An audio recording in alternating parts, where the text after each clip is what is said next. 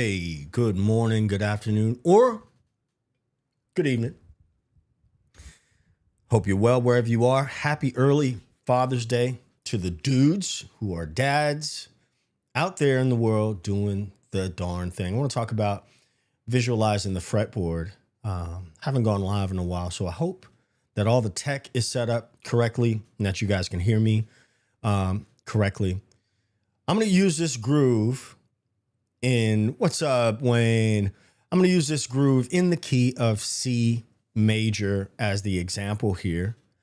Also, I'm going to use a 5-string so that this could be accessible to everyone. Remember, what I say here is a way. It's not the way. All right. There's a lot of ways to get where you want to get. Big Dog is saying no picture. You guys can see me, right? I'm good. You guys can see me. You can hear me okay? All right. All the wheels should be Tampa in the building. Let me just do a quick little double check. I just want to make sure. So you guys can see me and hear me okay is what I'm getting from my friend Wayne here. And looks like I'm good to go on YouTube. So we're going to keep rocking. All right. So this groove is in C major. Now, the first thing that I'm going to talk about is visualizing C major as a whole. C major as a whole. So where are the C's on this instrument? Okay. If you are on a 4-string bass, you have a C here, you have a C here, and you have a C here. But we're not going to anchor our vantage point from the high C's. That'll make sense in a second. So there's a C here, there's a C here, there's a C here, there's a C here. We're talking everything below the 12th fret right now. All right. Now, if you're on a 5-string, as I am, you also have a C here. Good.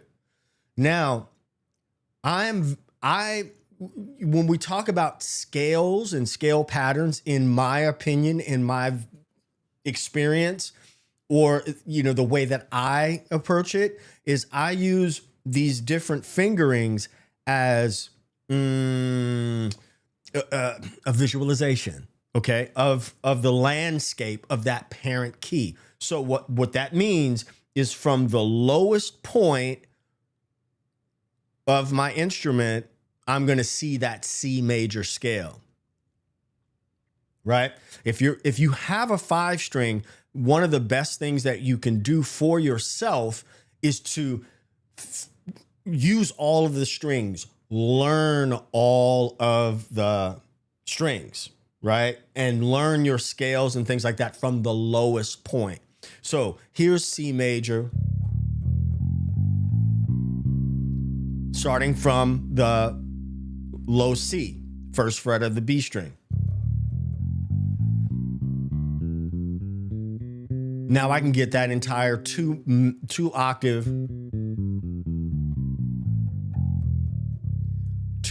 major scale. Now there's a few different ways to skin that cat. I know some people don't, call the PETA folks on me out and, whatever. Hey, you can still get the Funk Communion mug from the Pocket Shop, pocketscience.store. If you use the code DAD or something like that, you can get 15% off up until tomorrow. Just FYI. The mugs are real. The Funk Communion mugs are real. Also, there's a few different ways to skin that cat. So even though I played this, I can also play this. Right? Also, when I'm seeing this, I can do this. There's a few different ways to do that.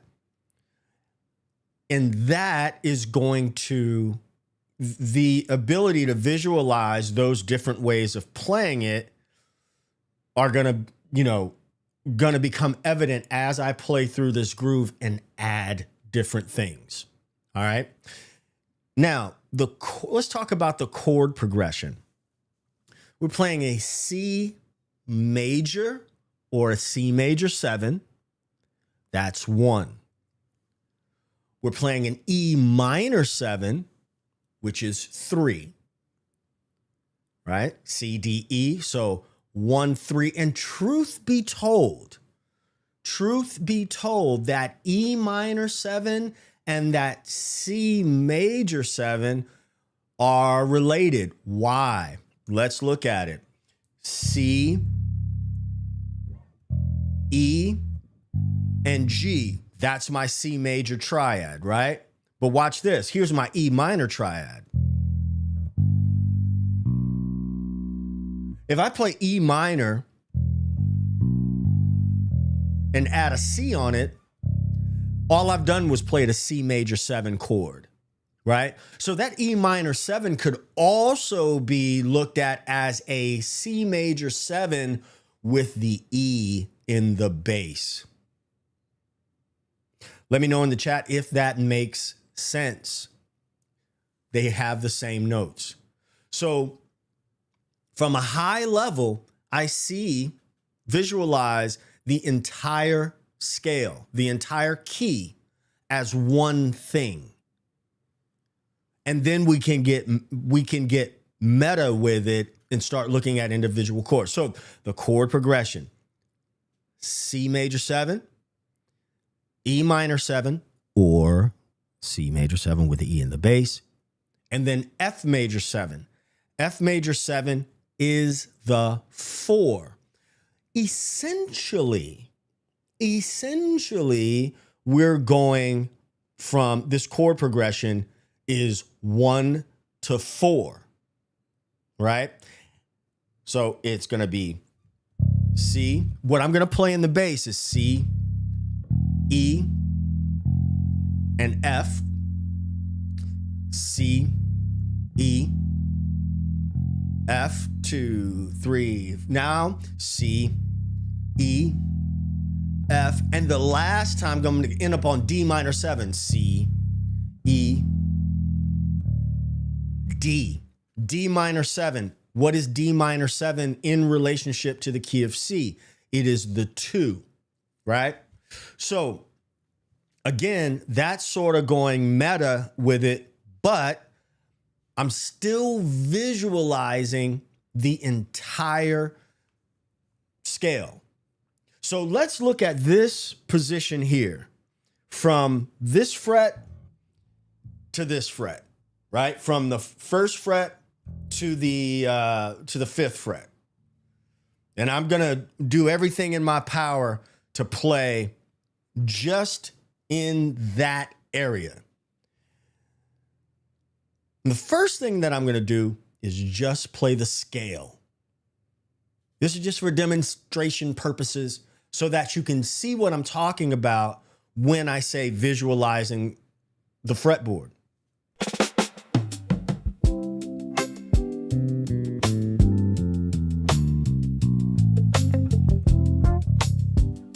All of those notes work.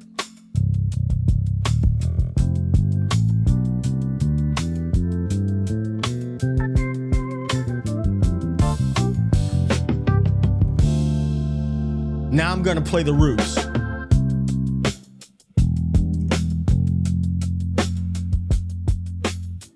C, E, F, C, E, F.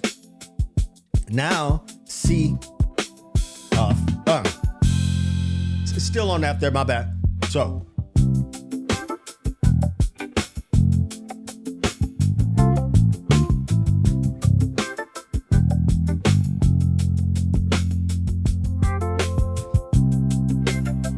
now I'm going to D minor 7.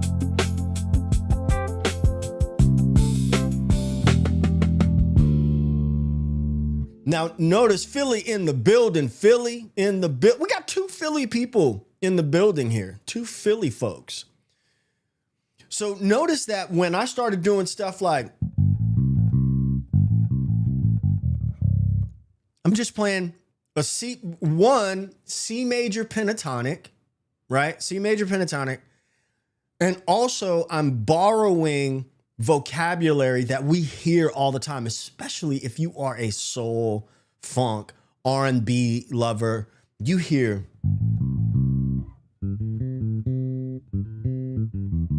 that all the time. Now, I'm going to take out everything but the drums using Songmaster, and we're going to just listen to this. I'm going to play, and I'm going to lock in with this kick, okay?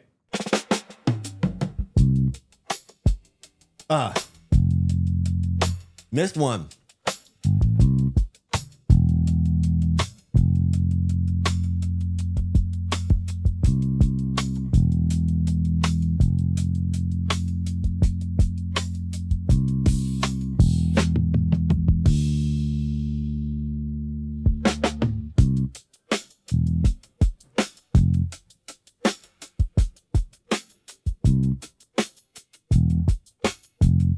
I'm gonna just keep them short. I'm keeping it simple.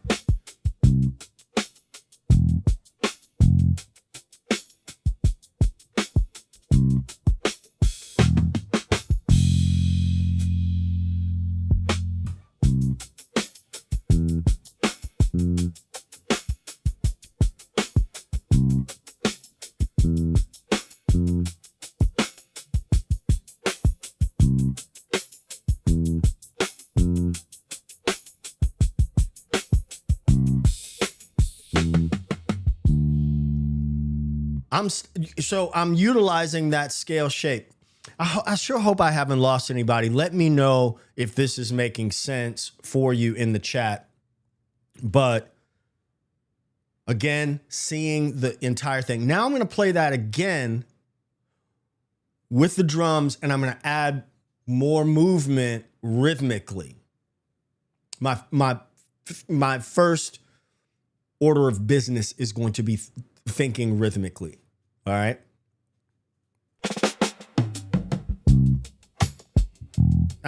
I got to catch that.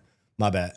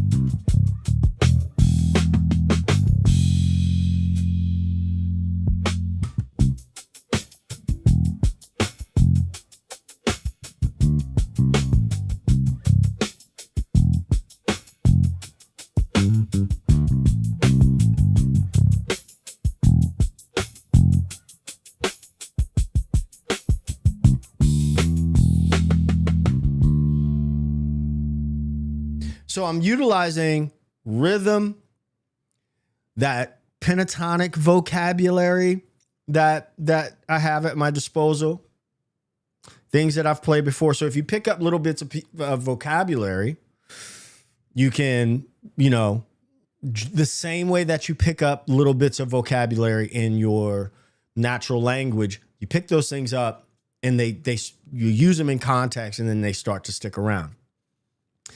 I'm going to put the harmonic elements back in, and I don't fancy myself the best soloist in the world, but I'm going to improvise. Let's not call it solo. We'll call it improvise. I'm improvising, the whole thing anyway, right? Everything that I'm doing, I'm improvising within a framework. I hope that makes sense. I'm improvising within a framework. I know what the chord progression is. I know what the key center is. And, so then within that framework, I say, I can use some pentatonics. I can, rhythmically do that kind of stuff, right? So let's play around with that a little bit.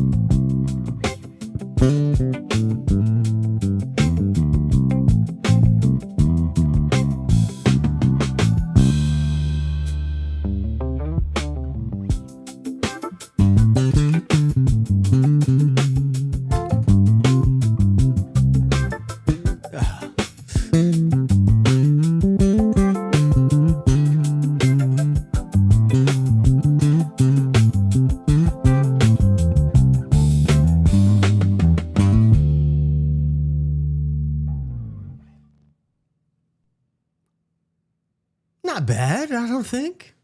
Not horrible. Not horrible. So I'm using those little bits of information, right? By the way, there's a link in the description below. I have Groove School has morphed into something a little bit different. It's called the language of bass, where I'm going deeper into this kind of stuff. The link is below.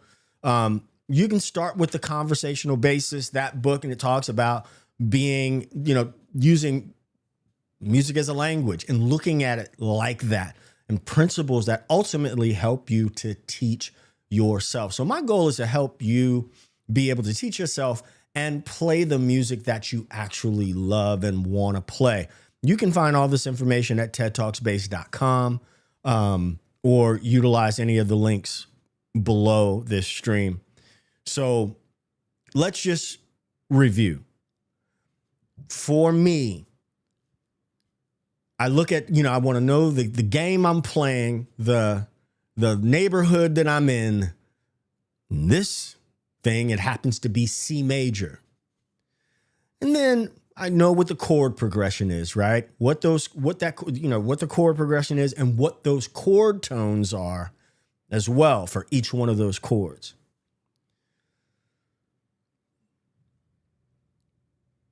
Listening to that kick drum, working in relationship and like a marriage with that kick drum, right? And let's change the key. This is one of the things I love about Songmaster, is that you can change the key. So right now we're in the key of C major, but I'm going to change this to the key of F major. All right. Check it out.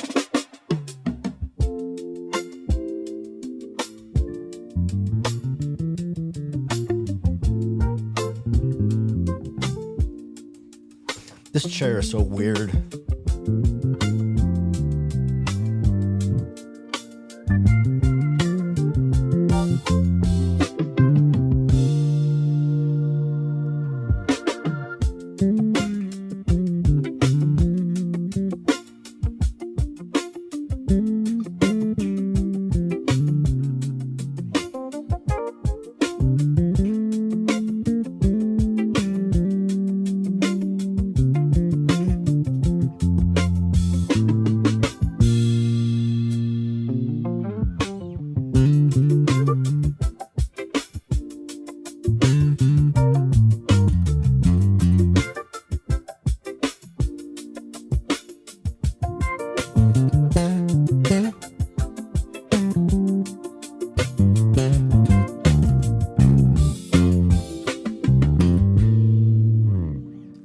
I should have looped that section.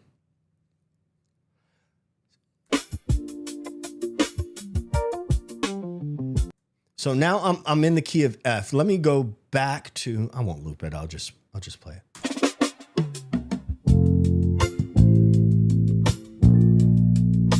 Now I'm seeing F major.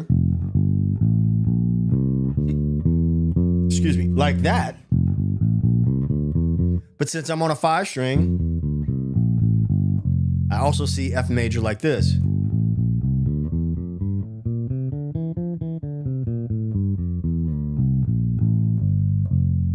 So I get all that information. If I know these scale shapes, it doesn't mean that I'm just going to play up and down the scale, right? And this is only, again, it's only like one opening. There's so many devices that you can use.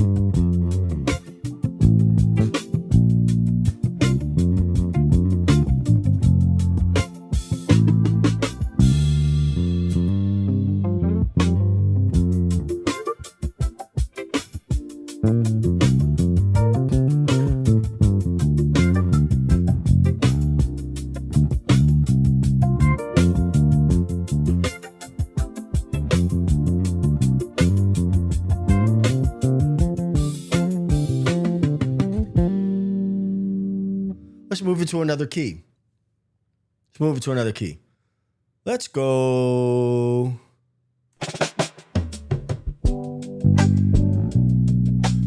G major.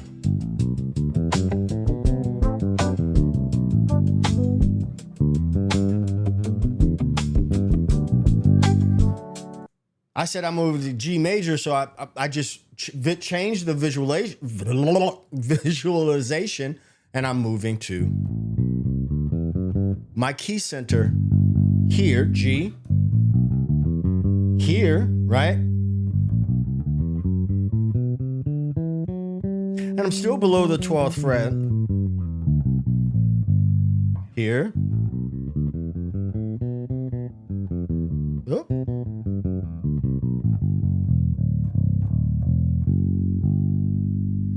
So again, for you 5-stringers, you want to still use all of the strings that are available to you.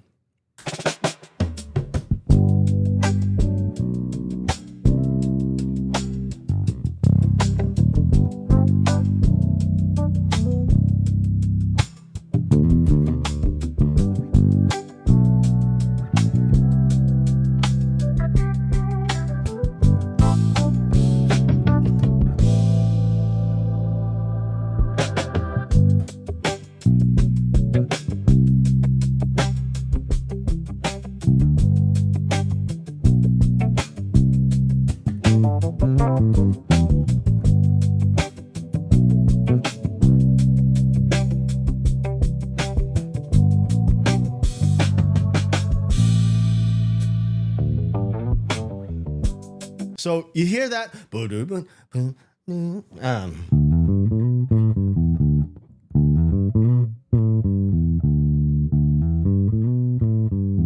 There's a lick you can steal right there, right?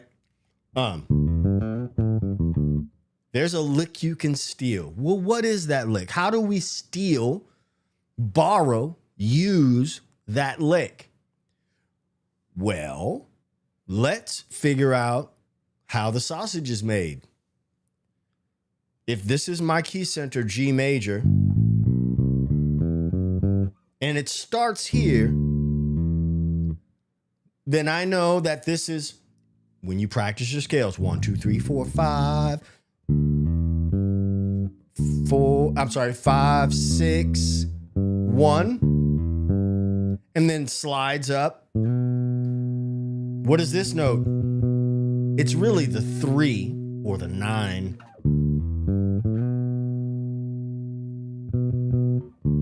Not 9, sorry, 10.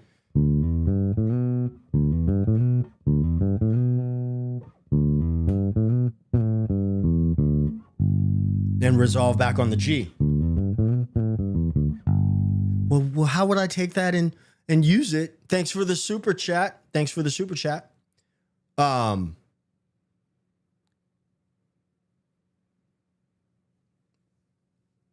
Red Star says, would going to a lighter gauge weaken the B string? It might make it a little bit floppy, a little bit more floppy for my taste than I'd like. So there becomes a piece of vocabulary that you can use in grooves. You can use it in solos or whatever. But just discovering what the ingredients of it are. So let's say I'm in B flat. Where does that lick start?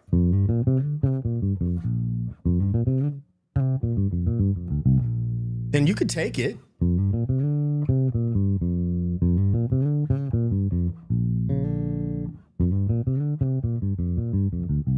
There's my B flat pentatonic.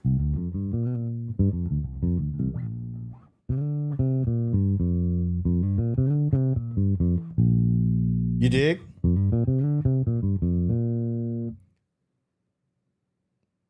Now, one of the things that I love about Songmaster, which is also linked below, I'm going to do something with this bit of kit, as they say.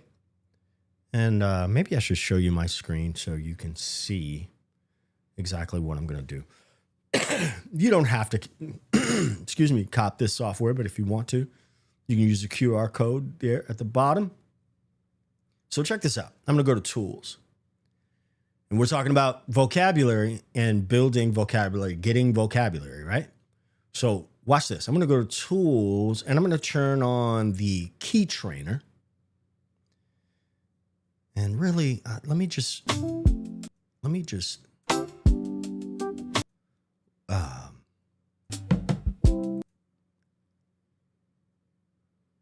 loop a section. I'll loop from the...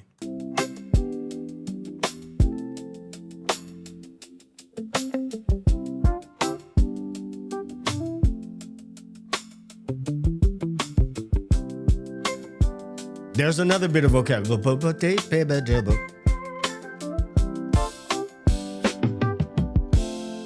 2, 3.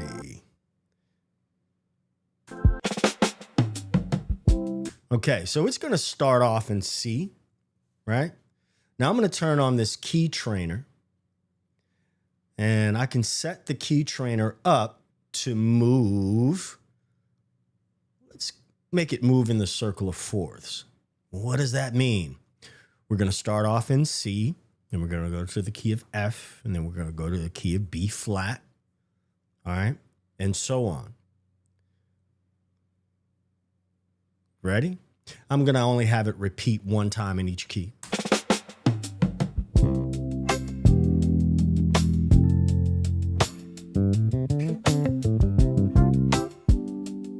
And let me just focus on that lick. I can find different places to play that.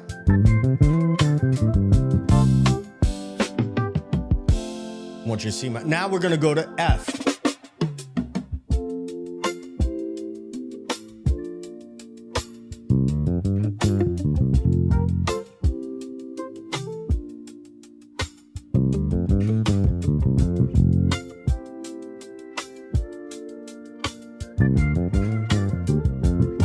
Now I'm going to go to B flat.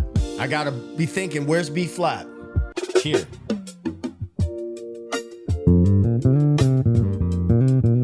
I started that same lick on a different beat than before, right?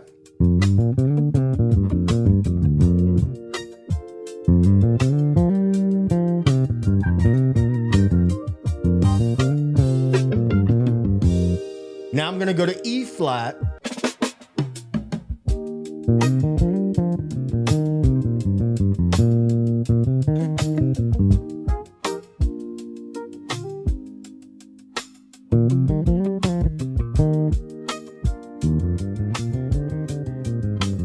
There's my key. Now we're going to go to A flat.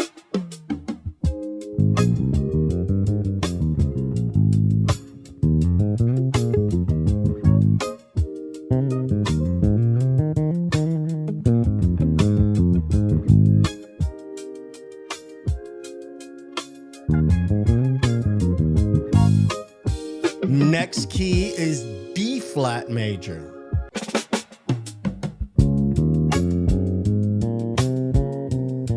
Have a good one, Kim Goddess.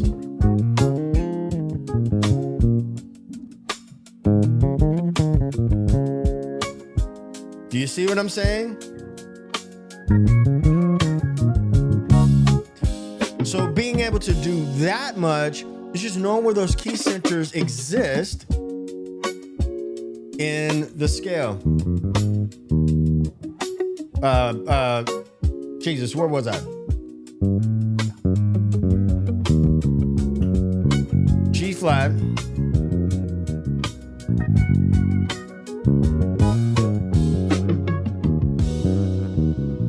Now we're going to B.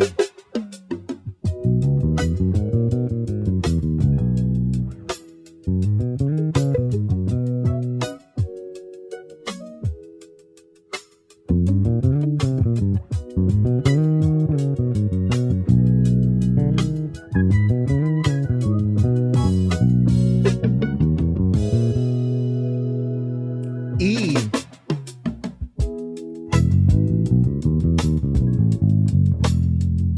Okay, so I'll spare you the rest of that, but I hope that this made sense.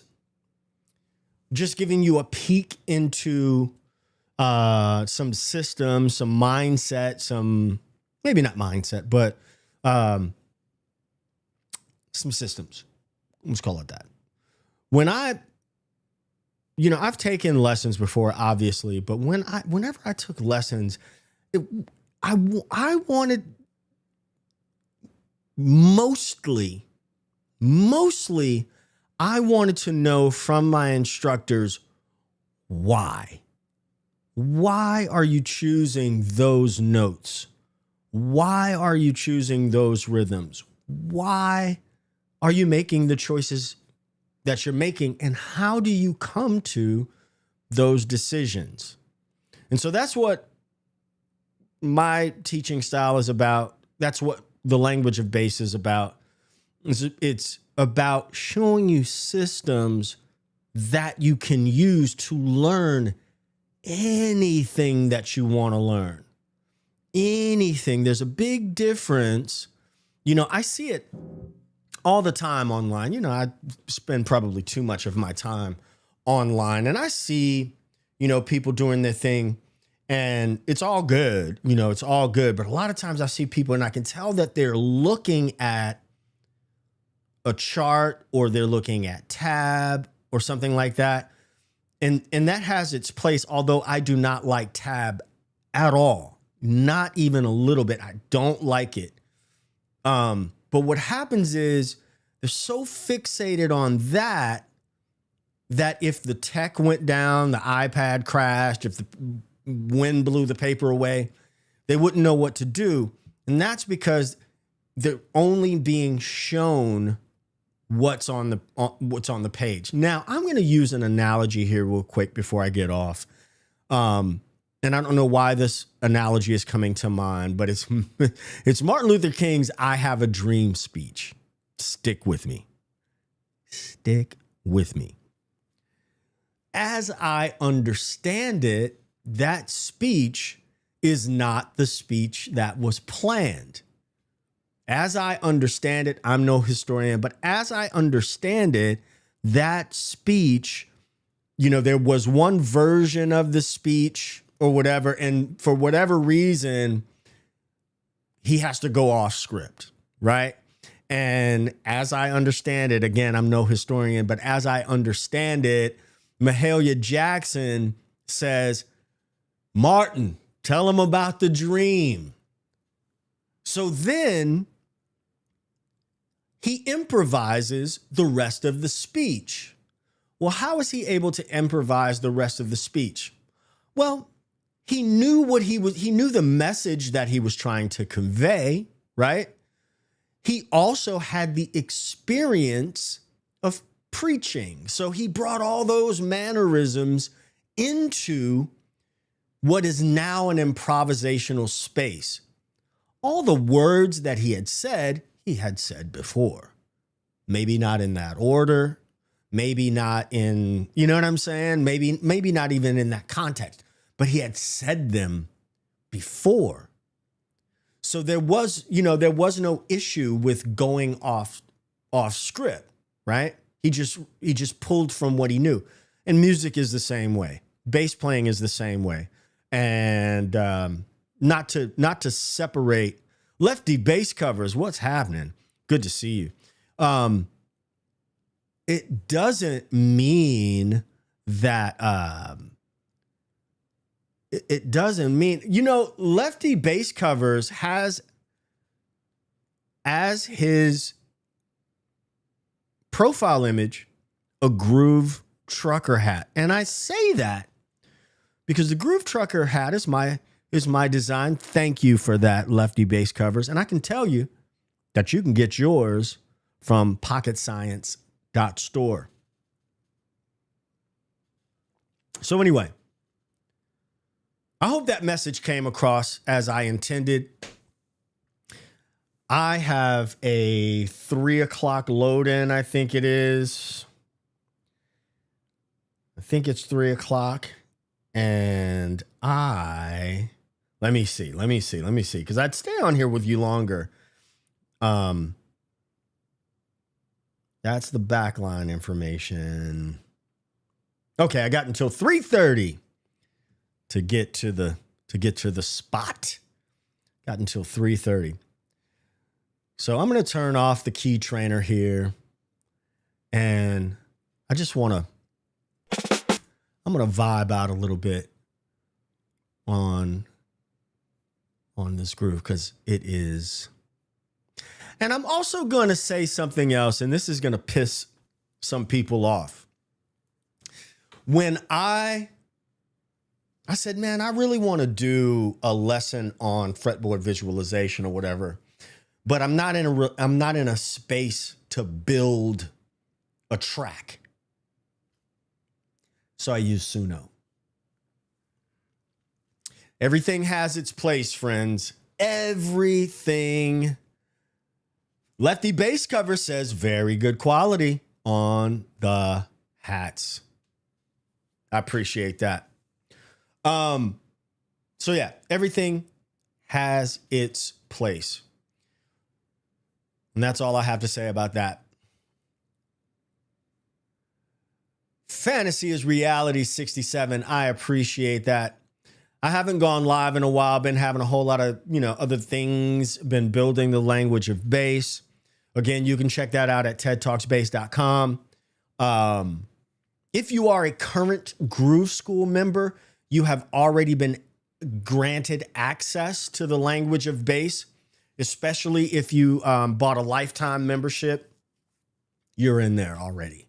So if you have any questions logging in or any of that, so the grooveschool.co domain is dead. And I took everything from that and everything is now tedtalksbass.com.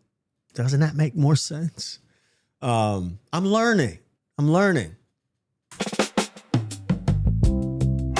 Doesn't that make more sense?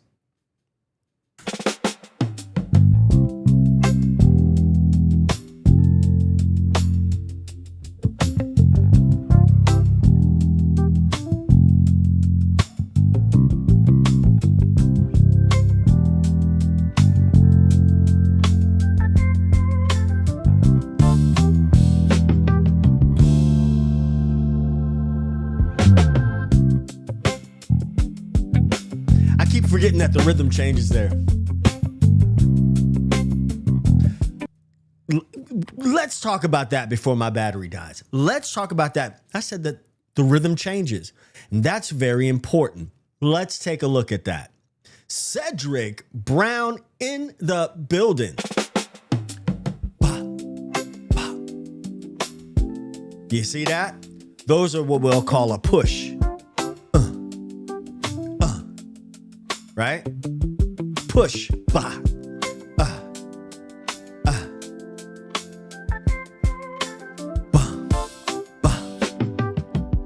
Now watch. Now we're into the B section. Straight. Pushed on the second one. Bah. Those things are crucial. And it doesn't mean that you need to play the exact thing that the kick drum is playing. But if I'm pushing and the kick drum is straight, that's a tug of war. Also, I'm going to give you a great example of this. In the song My Girl, I have played the song My Girl a million times. So many times that sometimes I forget how the original goes. I'm telling you, I've played this song a million times, right? And a lot of people will play it like this.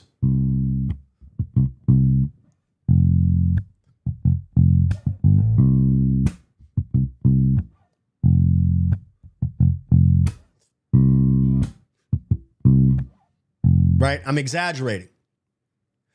But then there's other people who will play it like this, which I think is closer to the original.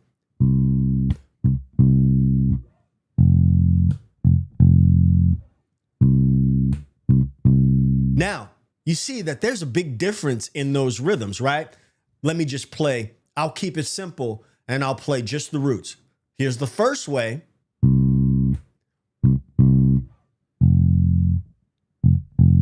Oh, thanks, Fantasy is Reality. Well, I can't talk and play the same. 1, 2, first rhythm.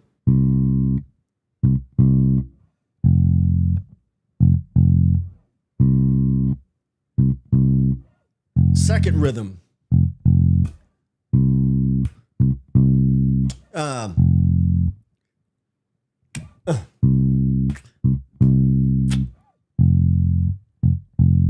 Now, I have gone somewhere like to other places and, you know, you do these pickup gigs or whatever, and somebody says, let's play My Girl. And immediately you're going to, if you're listening, you're going to immediately hear if there's a difference, right? You're immediately going to hear that there's a difference. And that's one of those musical things, like I call it a musical maturity, right? Where somebody has to decide, what are we going to do? And in my mind, and in most of the people that I play with's mind, I don't give a damn what we do as long as we do the same thing, right? So there's just a little extra nugget about rhythm. So watch this. See the push? Let me take everything else out. Let's take everything else out.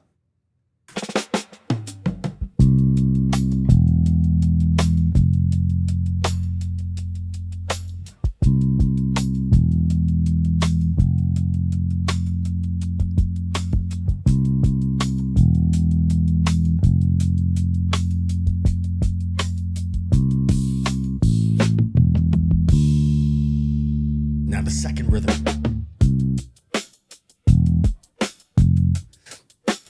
Okay, watch this.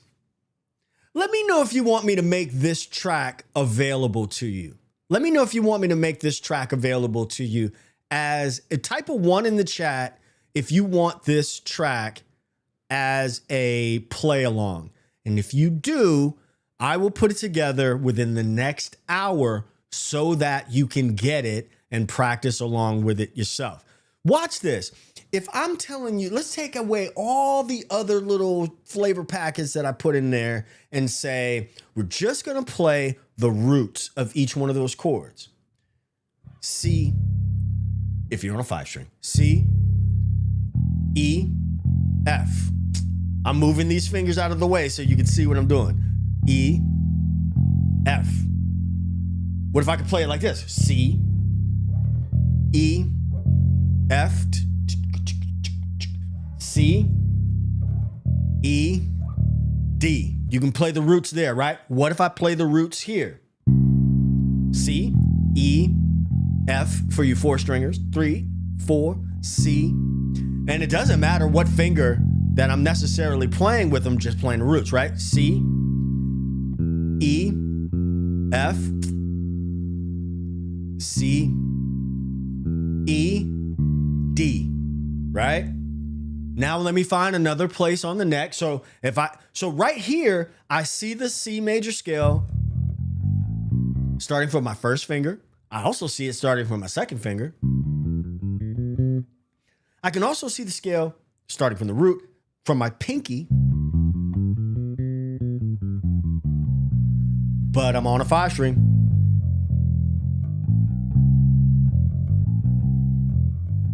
Well, this is this. So you see these shapes start to overlap, right? So when you're learning something and you start saying, well, what key am I in? Well, what does that key look like? Oh, that's this. And then you let your curiosity guide you, and then you find like, oh, dang, this shape happens here. This shape happens here. That makes sense? Then you can start taking little bits of information that you have picked up along the way. Raise your hand if you have learned the lick, the famous lick from Sir Duke.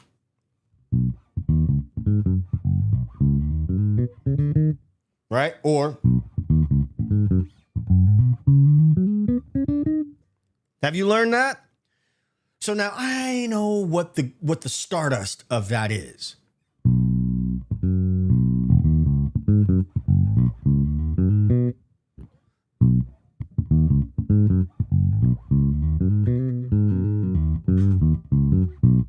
Let's just take that. Now, I'm going to ask you to give me just a second because my laptop is about to die. But you don't want to leave because this is going to be an eye opener for somebody. Don't go nowhere.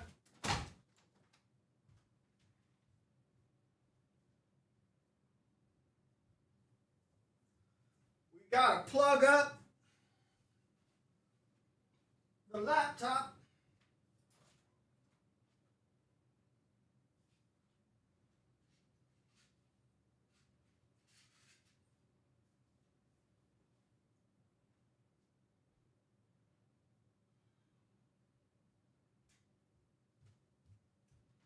Plug it in, plug it in. You guys remember that? Plug it in, plug it in. Oh, there's there's the thing. There it is.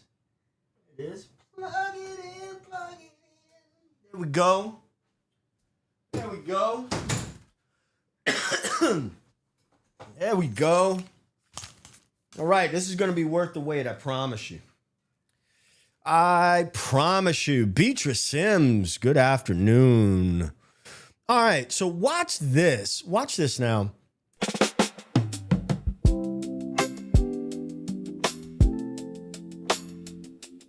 And I'm going to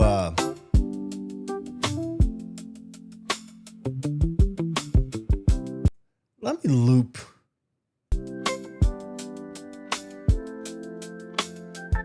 Let me find a loop point here and just loop this thing so I don't have to keep starting over.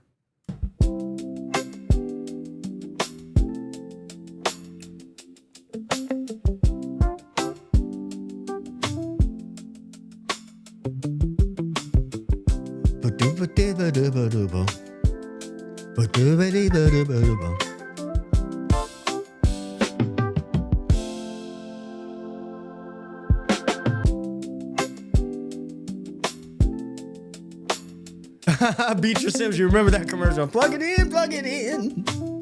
Uh-oh. Technology is killing me today. Okay. Plug it in, plug it in. Let me see if I... Good, I set the loop. So, remember that lick I was talking about? We're in the key of C, right? Watch this.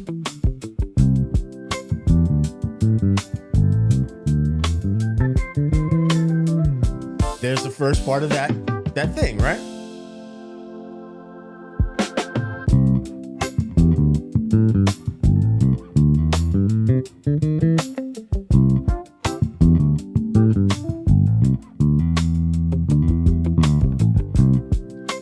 what about, let's take it another step. Let's take another thing that we know. Let's take another thing that we all know.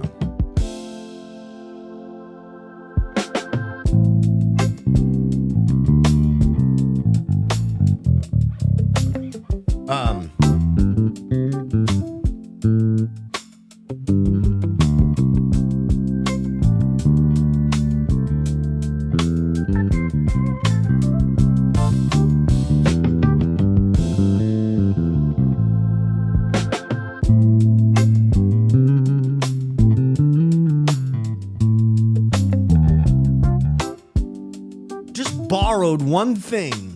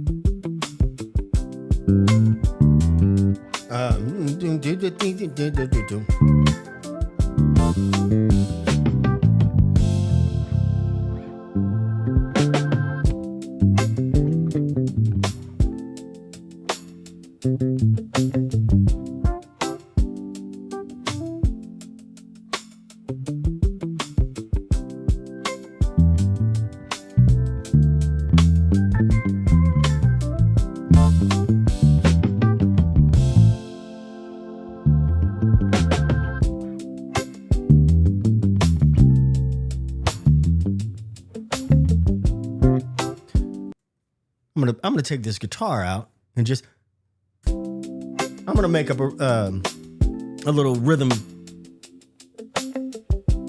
I thought I took it out.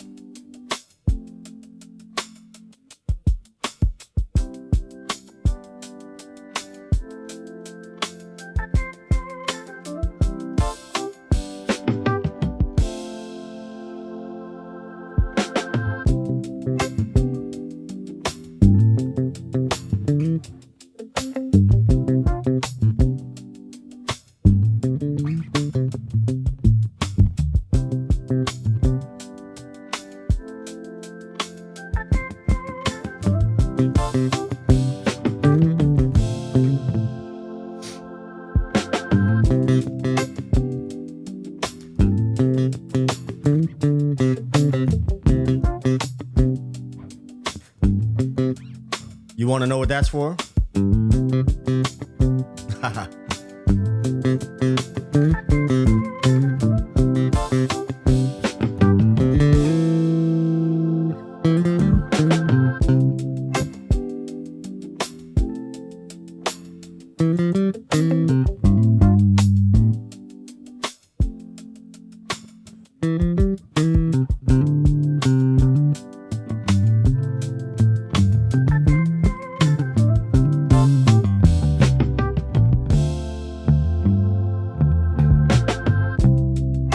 Okay, guys, I'm gonna go on and get in the shed for just make sure I have all these tunes I have to play tonight under my finger. So I'm gonna get off of here.